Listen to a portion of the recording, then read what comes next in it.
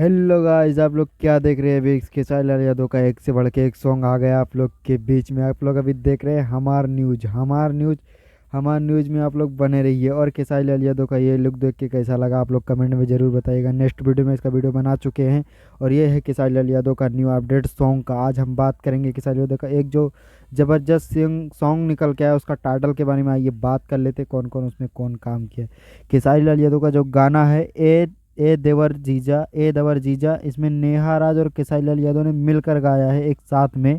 और इसमें है आदि शक्ति फिल्म से गाना आने वाला आप लोग के बीच में। इसका कोई रिलीज डेट नहीं, रिलीज डेट जैसा ही आएगा तैसा आप लोग के बीच हम डालेंगे।